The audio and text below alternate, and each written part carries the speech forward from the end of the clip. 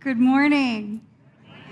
My name is Reverend Lezli Goodwin, and I am the other senior minister of New Vision Center. So we're having a 2 senior minister Sunday, which is so fun. So I want to take my opportunity to welcome everyone who's new, everyone who has returned, and everyone who's been here the whole darn time.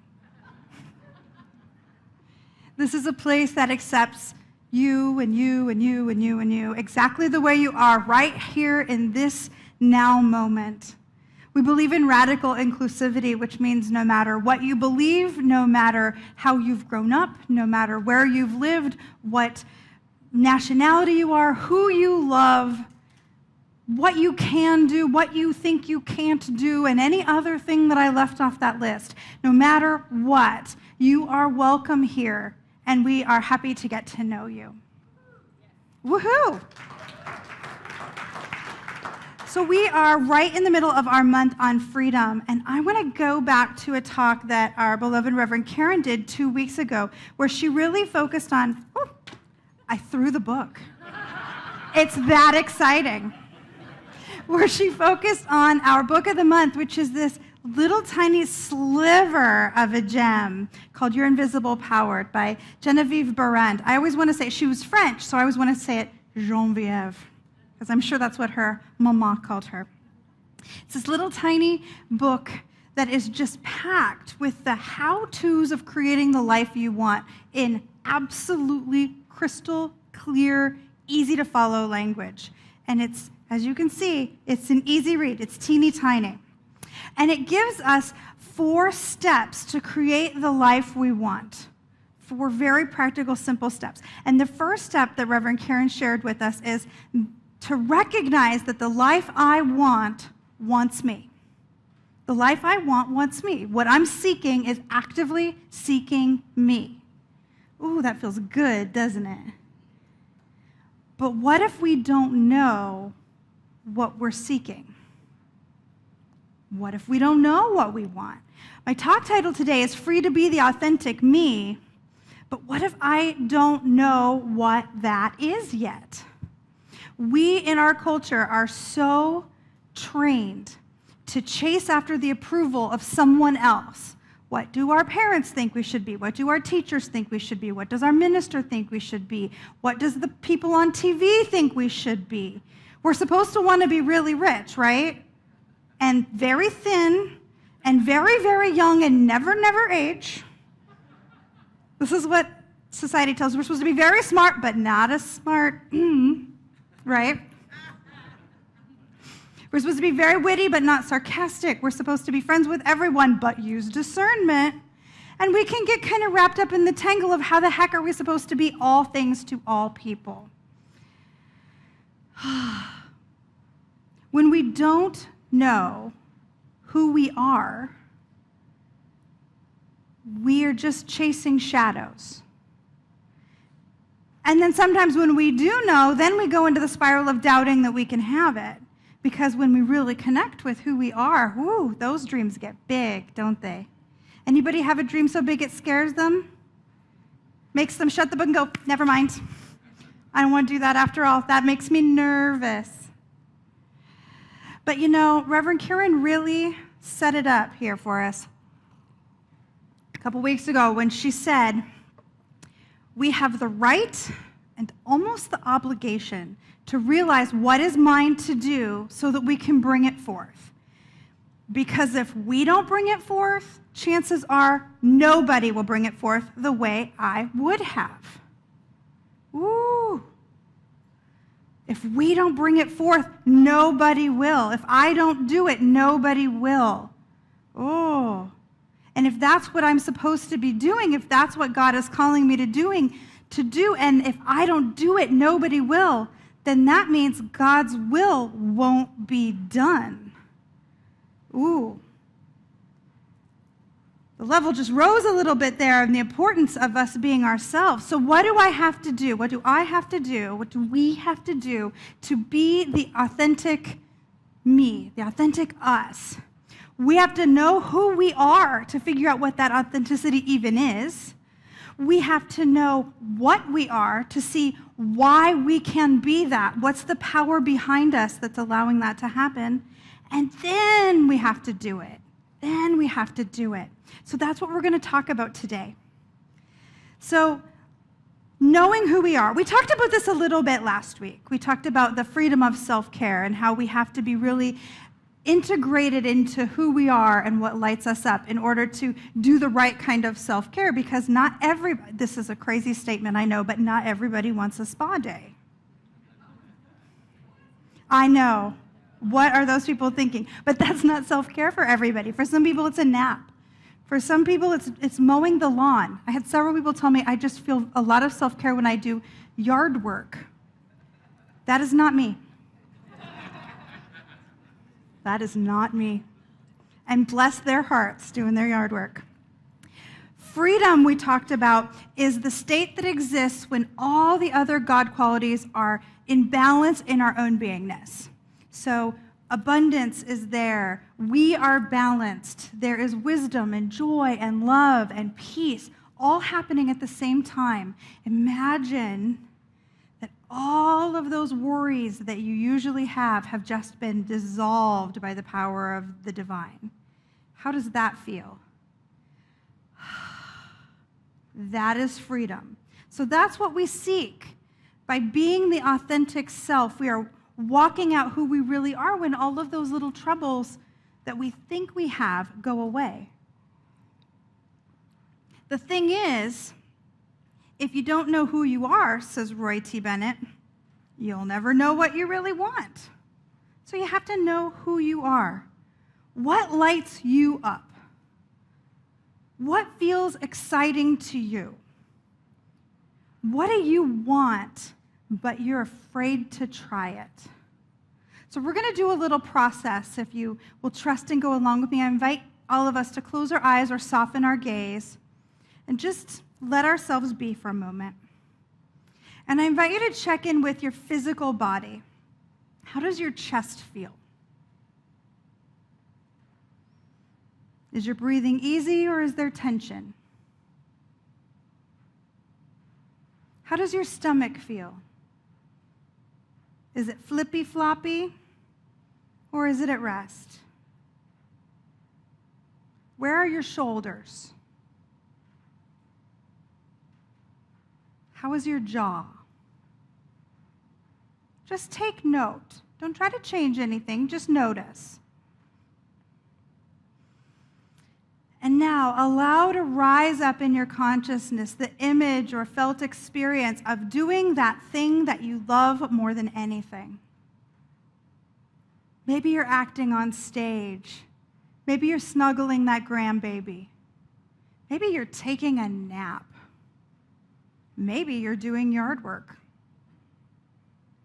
Whatever that is, see yourself, feel yourself doing that thing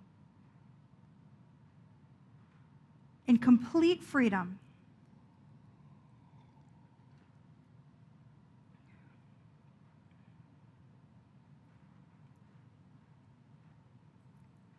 And now check in with your body again.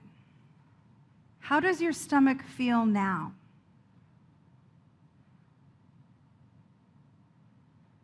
How does your chest feel? And your shoulders? And your jaw? Does it feel different? I invite you to return your consciousness to this space. And when you're ready to open our eyes, we physically feel different when we're honoring our own authenticity. Yes? Anybody feel their body change? It's amazing. We didn't even have to actually do it. We just had to open up to the idea that it's okay to want what we want. That there's nobody judging us for liking what we like. In the sanctity of our own heart and our own consciousness, there's nobody to criticize us, to tell us we shouldn't want it unless we let that into our own mind. So as we become aware of who we are and what really lights us up, the first thing we have to do is stop making it wrong. Because our mom is not in there telling us not to do it. Our childhood minister is not in there telling us it's a sin unless we play their tape. Anybody got tapes? You do know that there's a delete button, right? You can just delete. Delete. I don't want to hear that story anymore. We don't have to believe everything that we are told, and we do not have to believe everything we think. So once we get clear on what we want, now we have to get clear on what we are. Because we are not meat sacks walking. Surprise! We're not. We joke in ministry that the biggest challenge of being a minister is to find 52 different ways a year to say, God is all there is, and God is only love, and we are all made of that, so we are containing the goodness of the one and can do and be and have anything because we don't have to force it. God, through us, brings it forth. 52 different ways. That sound like we made a new talk, right? And yet, we doubt. I'll say for myself, I doubt. I doubt sometimes. I doubt that the bigger dreams are just going to be fueled. I doubt that people are going to accept who I am in my authenticity, because when you're truly authentic and you're laying it all out there, one of the great joys of having infinite kinds of people is that they're infinite kinds of people with infinite kinds of preferences. And some of them may not dig the authentic me or the authentic you when we show up. And we can let that stop us. Yeah? It's only me, right? I'm the only one. And I've kind of stopped doing that, so now none of us. Yay, victory. We doubt we can have what we want. We doubt that we're enough. We doubt that we're okay the way we are. We doubt that people are going to accept us. We doubt that we're going to be successful.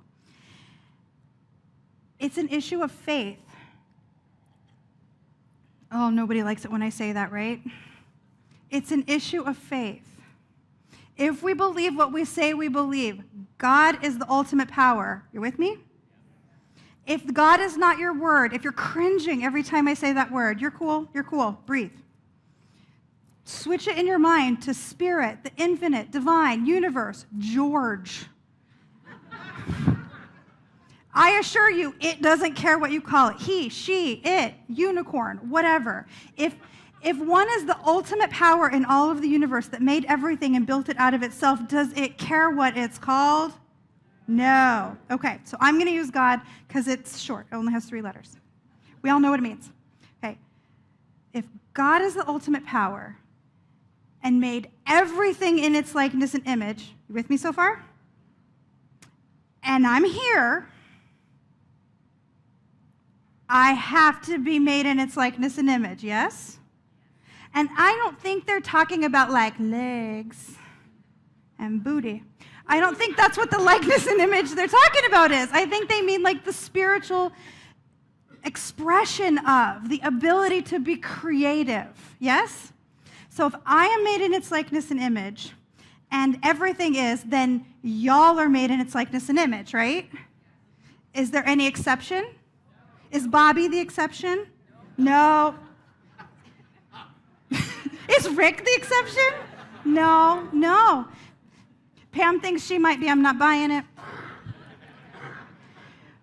If we believe what we say we believe, it has to shake down logically, because we're logical creatures, it has to shake down that if God created everything according to its idea of what perfection is, what do we each have to be?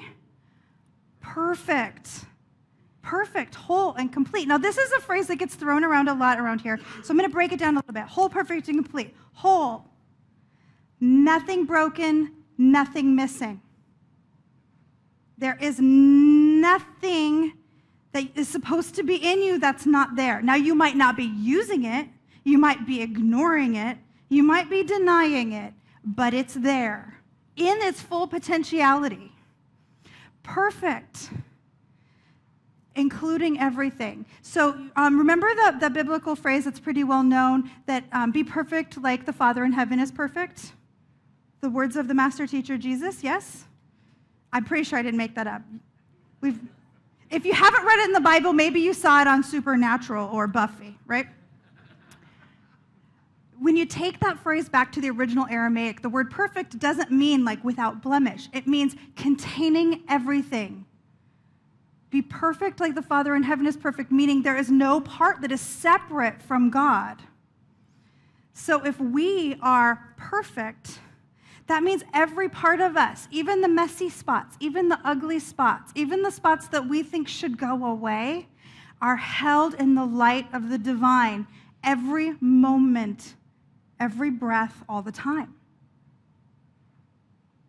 We are perfect. All of us, our shadow parts, our angry moments, our places where we feel rejected, are held in that place of oneness. Complete. There's no part of God that is missing in you, and there's no part of you that is not God.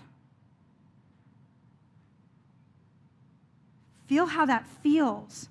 I am whole. Nothing's broken. I am perfect. Every part of me. And I am complete. That all of that godness lives in me as me, and my evidence is that I am here. Emerson said it beautifully when he said, the fact that I am here is evidence that spirit needed an organ here. God needed somebody to be what I am right here, and my evidence is I'm right here. If we don't honor our authentic selves, what is it that Reverend Karen said? If I don't bring it forth, chances are nobody will bring it forth the way I would have. And if the reason we're here is to bring it forth the way we would have, if we were placed here by divine appointment to be who we are, shining absolutely brightly to the fullness of everything in us, unleashed, unfettered, free, if that's what we're placed here for, then what are we doing to ourselves when we doubt or hold back? We're cutting off the flow of God itself. And that seems like a very bad idea. Not to mention unfun, right? Because what we're cutting off is what shines in us, what lights it up. Genevieve in the book, in this lovely book, said, as you grow in understanding as to who you are and where you came from, and what the purpose of your being is, how you are to fulfill the purpose for which you're intended, you will more and more afford a center through which the creative spirit of life can enjoy itself. God plays as us. The only way God can play exactly the way you play is through you playing. The only way God can love exactly the way you love is through you loving. Any voice that tells you differently is a lie.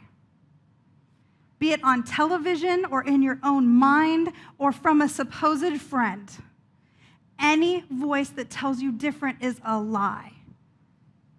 I get asked all the time, how do I know if it's the voice of the divine inside me versus something else? How do I know if it's my own ego or imagination or whatever else might be happening? Here's my answer. God is always life-affirming. God never tells you to be mad, to hurt or harm or take. God never threatens. God is not fear. Ever. Ever. Even if God warns you away from something like, ooh, that's not for you. That's about how the voice shows up in my head. Oh, sweetie, that one's not for you. Is that terrifying? No. It's just, no, baby. Look over here. This one's the one for you.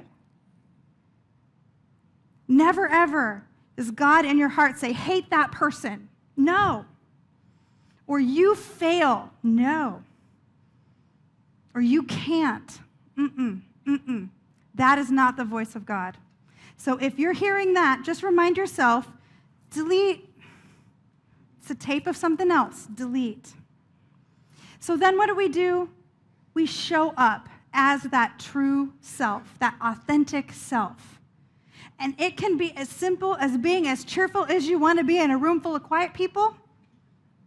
I might have done that. It might be writing that book or painting that painting or taking the chance or meeting the guy or going on a driving adventure across the United States or anything else that's coming up for you.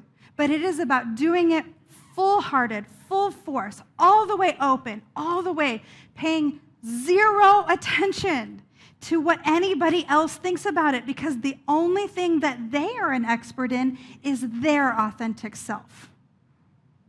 They are right for them, but they do not get to tell you. I am right for me, but I don't get to tell you. Only you know your authentic self. But here's a thing that I have seen and noticed and lived out.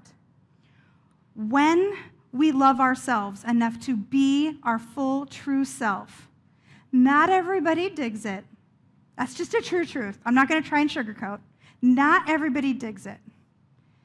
Let them go. It's okay. There are almost 8 billion people on the planet. It's okay to let them wander away and find their perfect whatever. But the people who do see you, the people who get you, love you fiercely with their whole heart and their whole being, because the God in them connects with the God in you with so much power and brightness that there is no denying it. There's a part of all of our lives where we feel like there's got to be more, right? There's got to be more. When we connect God to God like that, that is the more. That's the freedom of being who we authentically and completely are. So we see it, we accept and love ourselves, we let anybody who isn't on the train get off the train. That's cool, just opens up more seats for people who get the train. We affirm our truth to keep it fresh. We delete any voices that are not God or our own heart speaking. And we walk it out in absolute wholeness, completeness, and perfection. Karen and I did not coordinate our dresses today, so we coordinated our readings, apparently. So in conclusion, I invite you to close your eyes or soften your gaze and just hear what Ernest Holmes had to say. He says, say to yourself, Spirit never rejects me. I accept myself. I realize my center in the divine mind. I know that I am one with all the good there is. I am one with all the power there is. I am one with all the peace there is. I know there is nothing in me that condemn or be condemned. There is nothing in me that can judge or be judged. I know that my word, my intention uproots any sense of rejection from my consciousness now and forever. I am free.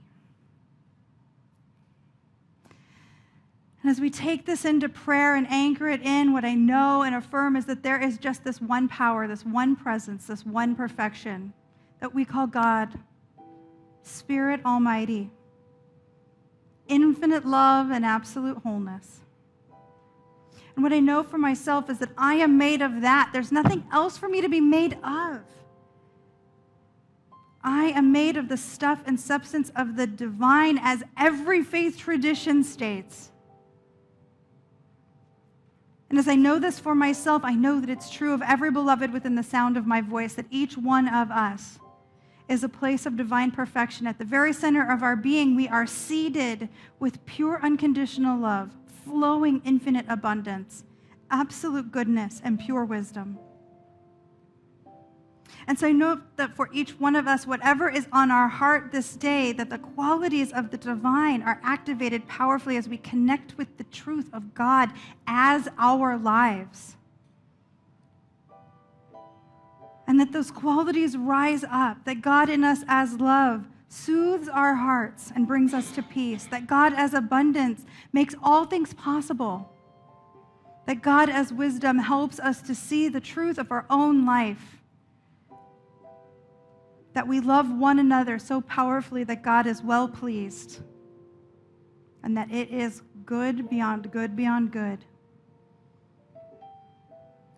I am so thankful to know this truth for each one of us, to know that the power of infinity is at work in our hearts and our minds and our lives, that we can relax and let God do God's work and trust that it is done.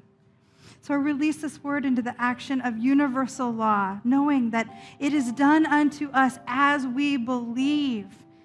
I believe it for me, I believe it for us, and I call it good. And so it is.